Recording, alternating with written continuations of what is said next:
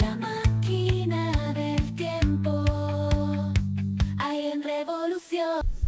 Hola, esto es La Máquina del Tiempo, el canal especializado en aplicar las herramientas de inteligencia artificial en el campo de la investigación histórica y de la educación. Y hoy traemos un tema que preocupa enormemente a todos los docentes, de todos los niveles. Se trata de las trampas que se pueden hacer en el mundo académico utilizando la herramienta de la inteligencia artificial. Como digo, es un tema que inquieta a muchos profesores universitarios y no universitarios.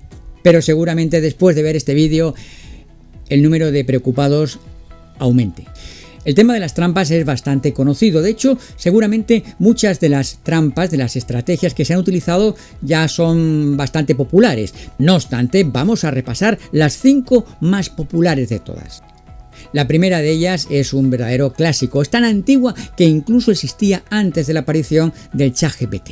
Se trata de la resolución de problemas matemáticos. Como digo, antes de la aparición de esta herramienta existían otras herramientas que simplemente desde el teléfono móvil fotografiaban un ejercicio de matemáticas, un problema, y eran capaces de encontrar la solución en pocos segundos. Lo peor es que no se limitaban a dar una solución, sino que también ofrecían los pasos a través de los cuales se llegaba a esa solución. Con lo cual, con un fin evidentemente didáctico, se conseguía también dar credibilidad a la superchería del alumno que había utilizado esta herramienta. La segunda trampa es la elaboración de resúmenes utilizando la inteligencia artificial. Hoy día cualquier alumno puede simplemente subir a ChatGPT una copia digital del libro que le ha mandado el profesor para que haga un resumen, para que haga un esquema, para lo que sea, y automáticamente va a recibir en cuestión de segundos un análisis profundo, un resumen detallado del libro, de cada uno de los capítulos, de lo que uno quiera.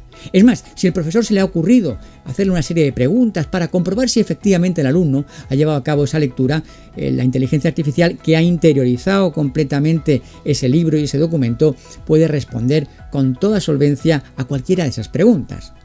En este caso no estaríamos hablando de una trampa en sentido absoluto, puesto que es legítimo utilizar este tipo de herramientas en un momento determinado, en un contexto diferente, pero sí es claro que es una falta de lealtad hacia el profesor que le ha pedido al alumno que explícitamente haga esa lectura completa y haga el resumen personalmente, y en ese sentido sí es una trampa. La tercera de las artimañas es la creación de trabajos artísticos y creativos. Hoy en día, las inteligencias generativas de imagen hacen cosas maravillosas. En cualquiera de sus formatos pueden obtener resultados fabulosos, y en ese sentido se están utilizando desde hace tiempo por parte de los alumnos. En este sentido también tendríamos la posibilidad de otro tipo de diseños de carácter creativo. Algunos están tan interiorizados que ya los damos por hecho y los hemos asimilado completamente, como por ejemplo es el caso de Canva. Cuando le pedimos a un alumno una presentación, este utiliza Canva, que es una forma de inteligencia artificial que nos crea de la nada una presentación, el continente de la presentación, en el cual el alumno solamente tiene que incluir el contenido. La cuarta de las estrategias, de las artimañas, sería un clásico revitalizado gracias a la inteligencia artificial, y es la copia en los exámenes. La clásica chuleta tradicional había sufrido una importante revitalización cuando se incorporan la capacidad de hacer las reducciones que nos permitían las máquinas fotocopiadoras, haciendo mucho más fácil ese trabajo que ya perdía esa parte artesanal tan destacada, y desde luego facilitando mucho al alumno el proceso de copia en los exámenes. El siguiente paso fue la utilización de artefactos de telecomunicaciones, como pueden ser pinganillos, teléfonos móviles, etc. Pero con todo, algunos profesores estábamos tranquilos, porque nuestros exámenes eran exámenes en los que el alumno tenía que hacer comentarios, análisis de texto, tenía que integrar distintos conocimientos en directo, y por lo tanto la chuleta le servía muy poco. Y prácticamente eso nos hacía que nos desentendiésemos un poco de la labor de vigilancia en los exámenes.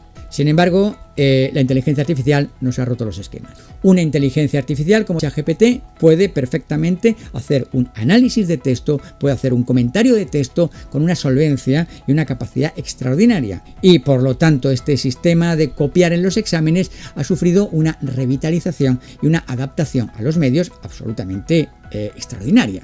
He dejado para el final de estas 5 primeras trampas, la de creación de contenido, que es la que verdaderamente genera horror y consternación entre los profesores universitarios encargados de la corrección de los trabajos fin de grado y de los trabajos fin de máster.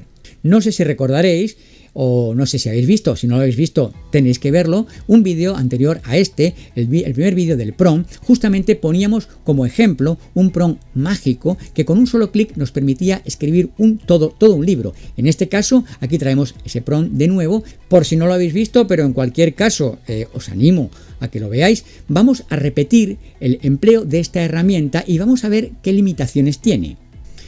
Como ya he dicho, en un vídeo anterior, en el vídeo sobre el PROM, justamente utilicé este mismo PROM como ejemplo de la potencia que tenía un buen PROM a la hora de ser escrito. Quería demostrar que con un solo clic se podía escribir todo un libro. No se me ocurría, aunque en ese momento sí utilicé el ejemplo de ese PROM para escribir un trabajo fin de grado, que se podría también trabajar en ese sentido. En este caso, le voy a pedir que haga un libro sobre el trabajo compulsivo indígena y el trabajo esclavo en el siglo XVII en el Virreinato del Perú. Comienza a escribirme rápidamente el texto. Como podéis ver, me está ofreciendo primero los capítulos de ese libro. Capítulos que, por cierto, tienen una estructura, por lo que estoy viendo, bastante aceptable. Podría ser, y creo que sería legítimo, una forma de una propuesta inicial. Podemos pedírsela a ChatGPT para que nos dé ideas acerca de cómo abordar un trabajo de este tipo.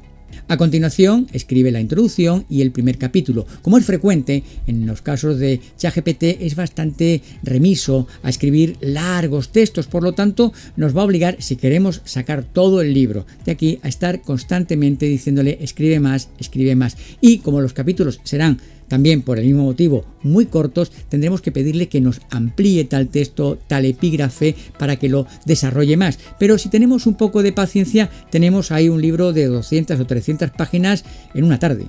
El elemento que sin embargo va a permitir dictaminar que se trata de una obra creación de una máquina es precisamente la ausencia de citas bibliográficas y documentales. ChatGPT simplemente no estila hacer muchas citas, de momento, ya veremos más adelante, pero como digo, esa falta de citas va a dar lugar a que uno, el profesor, corrector, sea consciente de que aquí hay algo raro. Podemos ciertamente pedirle dentro del PROM que incluya citas reales y comprobadas. Sin embargo, aunque las citas bibliográficas sí van a estar presentes, huelga decir que las documentales no van a existir, e incluso que las bibliográficas van a ser para un trabajo de este tipo sencillitas. No obstante, como veremos más adelante, existen recursos para incorporar citas después.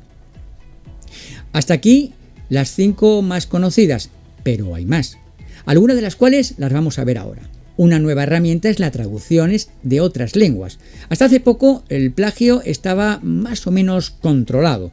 Había herramientas que estaban a disposición de los profesores, de los centros educativos, que le permitían identificar cuando un trabajo era plagiado, era tomado de algún sitio. Y muchas de estas herramientas tenían además la capacidad de llevar a cabo esta investigación en otras lenguas. Sin embargo, el número de lenguas que analizaban pues no era grandísimo. Sin embargo, ahora, con ChatGPT y compañeros mártires, tenemos la posibilidad de traducir desde cualquier rincón, desde cualquier lengua del mundo, cualquier texto. Y esto amplía la capacidad de plagio a prácticamente los confines del universo. Y ahí sí es posible que algunas de nuestras herramientas de detección de plagio puedan ser engañadas. Y por si fuera poco, una trampa más, la capacidad de la inteligencia artificial de solapar los plagios.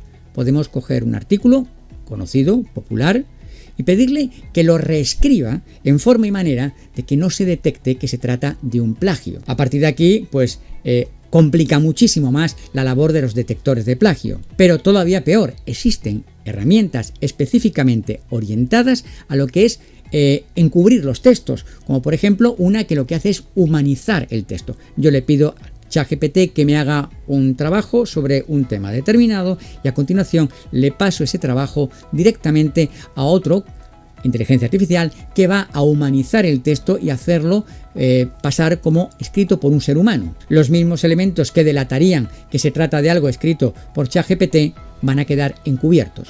Como ya hemos visto con el tema de la creación de contenido, había un problema importante con el tema de las citas, en el que pues prácticamente no existían citas en los trabajos, lo cual era un elemento detector. Sin embargo, también podemos crear bibliografía ficticia. No se trata evidentemente de inventarnos libros, eso sería demasiado fácil, puesto que es relativamente sencillo descubrir que ese libro no existe.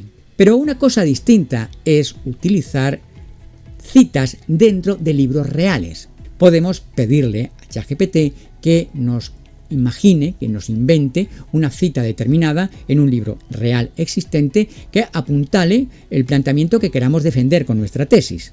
Es mucho más difícil que el profesor acuda a ese libro para comprobar si efectivamente esa cita ha sido sacada realmente de ese libro o no.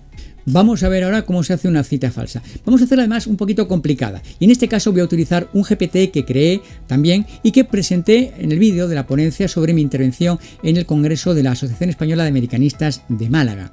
Si recuerdan ese vídeo, o si no lo han visto, véanlo ya, por favor. Hablaba justamente de este GPT. Este GPT albergaba en su conocimiento los 6 volúmenes de la crónica de Pedro Cieza, la crónica del Perú, y el volumen de la crónica de Juan de Betanzo, su narración de los incas. El objetivo era análisis de texto, pero en este caso vamos a utilizarlo para algo un poquito más jovial. Y le vamos a pedir que nos dé una cita falsa, lógicamente, en la que demuestra que el Sapa Inca Atahualpa Yupanqui era un forofo seguidor del Real Betis Balompié. Para ello les voy a sugerir que este beticismo le llegue a través de uno de los hombres de Pizarro que también participaba de esta gloriosa afición. Y no le tengo que decir cómo tiene que escribirlo porque ya tiene almacenado 2.700 páginas de crónica de Cieza, que ya le va a dar una pista de cuál es el ejemplo a seguir. Después de lanzar la pregunta, aquí tengo la respuesta. Y fue que estos días, que el Inca Atahualpa, cautivo pero siempre curioso, se interesó profundamente por los juegos y costumbres de los españoles. Entre otros, entre los hombres de Pizarro se encontraba uno llamado Fernando de Espinosa, oriundo de Sevilla, que hablaba con gran pasión de un equipo de su tierra natal, llamado Real Betis Balompié. Atraído por la devoción de Espinosa, Atahualpa se convirtió en un entusiasta seguidor del Real Betis Balompié, adoptando sus colores y vitoreando sus victorias. Esta afición persistió hasta los últimos días de su vida, siendo un consuelo y distracción en sus momentos más oscuros. La página 178 del volumen 3, capítulo 24 del libro de Cieza. Ahí queda eso. Aún peor, si en lugar de ir a libros vamos a archivos o fuentes documentales. De la misma forma que nos hemos inventado una cita bibliográfica, podemos pedirle que nos invente una cita archivística. La posibilidad de que el docente corrector acuda a la fuente original para comprobar si efectivamente en ese archivo, sobre todo si es un archivo lejano o complicado de acceso, dice eso o no lo dice, es cuando menos remota. Vamos a ver un caso. Para la demostración de lo que hemos visto en bibliografía pero en archivos, vamos a utilizar un tema un poco menos jocoso y en concreto es dar carpetazo a uno de los debates historiográficos más largos en la historia reciente del Perú, acerca de si el Tacuioncoy era un invento o exageración de Cristóbal de Albornoz para conseguir más méritos personales. En este caso lo que le hago es pedirle que se invente una cita del archivo de Indias en el que justamente dé fe de que Cristóbal de Albornoz se había inventado un poco aquello para conseguir buenos puestos de trabajo en la administración eclesiástica colonial. Como veis que utilizo ChatGPT gratuito y no sabe cómo escribían en el siglo XVII, finales del XVI, lo que he hecho es justamente ofrecerle en el PROM una gran cantidad de textos, de documentos de la época, precisamente las propias instrucciones del propio Cristóbal de Albornoz para que le sirvan de referente. Lanzo la pregunta y muy rápidamente tengo la respuesta.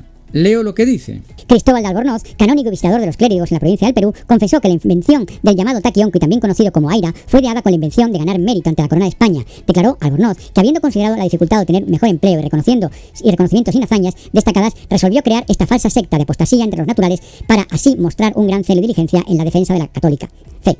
Este acto, según Albornoz, debía asegurar su ascenso a un cargo de mayor dignidad y provecho, así cumpliendo sus ambiciones personales. Da un poco de miedo, ¿verdad? Alguien podrá pensar que se trata de un ejercicio enormemente arriesgado, puesto que el alumno que hiciera esto podría quedar desacreditado de por vida. Pero, seamos sinceros, es triste reconocerlo, pero esto puede suceder en Estados Unidos, en algunos países hispanoamericanos. Sin embargo, en España el tema del plagio no es algo que nos lleve a rasgarnos las vestiduras precisamente. Y en esta misma línea tenemos la creación de datos estadísticos ficticios. Imaginemos que tengo que hacer unas estadísticas, obtener unas fuentes numéricas y bueno, pues es mucho trabajo, no tengo tiempo, tengo otras cosas que hacer. Puedo decirle a ChatGPT que me elabore justamente unos datos numéricos coherentes, perfectamente válidos y en los que se apunte también la tesis que yo estoy defendiendo. Vamos a ver un caso. Ahora lo que voy a hacer es pedirle al ChatGPT, también de forma gratuita, que se invente unas encuestas. Una encuesta que demuestre que los alumnos de la Universidad de Torrevieja sienten pasión auténticamente por la palinología, que es la ciencia que estudia el polen en la época antigua. No tengo tiempo para hacer una encuesta, puede ser que me salga mal, pues le digo a ChatGPT que se invente totalmente la encuesta, los resultados y me genere una serie de rubros para darle verosimilitud. Bueno, y aquí tengo el resultado, que como se puede ver incluso se ha molestado en hacerme unas gráficas bastante simpáticas sobre las aficiones en las que destaca que la mayor parte de los estudiantes de la Universidad de Torrevieja son grandes aficionados a la palinología. Luego hay otras aficiones menos interesantes que también están ahí reflejadas. Se hace un desglose por sexos, por aficiones, por estudios, en fin. Unos datos importantísimos que me pueden venir estupendamente para sustentar una idea que quiero presentar en mi tesis. Yo no sé si con estos ejemplos que hemos visto nos hemos preocupado, nos hemos angustiado y nos preguntamos, ¿y qué podemos hacer ahora? Pues bien, esto es muy sencillo, no hay que ponerse nervioso. El primer paso y fundamental es suscribirse a este canal para poder recibir la información del siguiente vídeo en el que veremos cómo se puede paliar, limitar o incluso impedir este tipo de trampas. Y en cualquier caso, ya un poco más en serio, lo importante es conocer la inteligencia artificial y no dejar esta solamente en manos de los demás, porque entonces sí seremos perfectas víctimas para cualquier tipo de engaño, en el mundo académico y fuera del mundo académico. Hasta pronto. Oye, y dame un like, por favor.